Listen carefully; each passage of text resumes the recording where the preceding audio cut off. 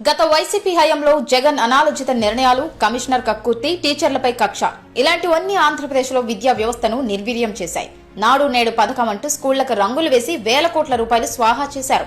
English medium, మధ్యాహ్న భోజన పథకంలో ట్యాబ్ల కొనుగోలులో కూడా అవినీతికి పాల్పడ్డారు. ఇక ముఖ్యంగా జగన్ తెచ్చిన జీవో నెంబర్ 117 ఊరిబడికి ఉరిగా మారింది. 5 ఏళ్లలో ఒక్క టీచర్ నియామకానికి కూడా ఇష్టపడని జగన్ ఉపాధ్యాయుల సంఖ్యను తగ్గించడానికి జీవో నెంబర్ 117 ను తెచ్చాడు. ఇందులోనే టీచర్లకు వారానికి 42 పీరియడ్ల బోధన, ప్రాథమిక స్థాయిలో 20 మందికి ఒక టీచర్ లాంటి కండిషన్లు పెట్టాడు. 1వ తరగతి నుంచి 5వ తరగతి వరకు గ్రామాల్లో పాఠశాలలు అవసరం లేదన్నాడు. 3వ తరగతి నుంచి అందరూ మండల కేంద్రానికి వెళ్లి చదువుకోవాలన్నాడు. రాష్ట్ర వ్యాప్తంగా 4234 ప్రాథమిక పాఠశాలల విద్యార్థులను ఉన్నత పాఠశాలల్లో విలీనం చేయించాడు.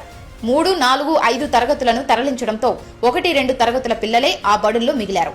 కేవలం 2 తరగతులే అక్కడ ఉండటం, పిల్లల సంఖ్య తక్కువగా ఉండటం, ఒకే ఒక ఉపాధ్యాయుడు బోధించడంతో విద్యార్థుల తల్లిదండ్రులు తమ పిల్లలను ప్రైవేట్ స్కూళ్లలో వేశారు. దీంతో పిల్లలు లేరనే కారణం చూపించి బడులను మూయించేశాడు జగన్.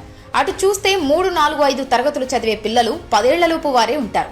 అంత చిన్న పిల్లలను దూరాన ఉండే మండల కేంద్రానికి పంపి చదివించడానికి బిడ్డల భద్రత రీత్యా తల్లిదండ్రులు ఇష్టపడలేరు. అందువల్ల వాళ్లను కూడా ప్రైవేట్ స్కూల్స్ లో జాయిన్ చేశారు. ప్రైవేట్ స్కూళ్ల ఫీజులు కట్టుకోలేని పేద పిల్లలు ఏకంగా చదివే మానేశారు.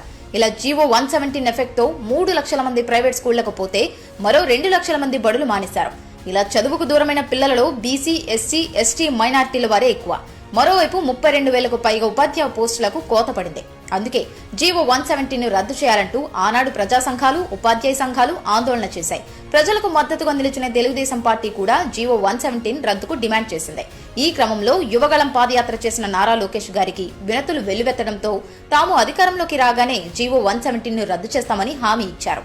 ఎన్నికల్లో సైతం కూటమి ప్రభుత్వం అదే హామీని ఇచ్చింది. ఆ హామీ ప్రకారం జీవో 117 రద్దు చేసింది కూటమి ప్రభుత్వం. అంతేకాదు, కొత్తగా 16,000కు పైగా ఉపాధ్యాయ పోస్టుల భర్తీకి మెగా డిఎస్సి ప్రకటన చేసింది. డిఎస్సి నోటిఫికేషన్ ఇస్తోంది. దానికి ముందుగా ఉపాధ్యాయ అర్హత పరీక్ష నిర్వహించి ఫలితాలను కూడా విడుదల చేసింది. ప్రాథమిక పాఠశాలలకు విద్యా వ్యవస్థకు పూర్వ వైభవం వస్తుందని ఆశిస్తున్న ఉపాధ్యాయులకు, తల్లిదండ్రులకు ఇవన్నీ శుభ సంకేతాలే.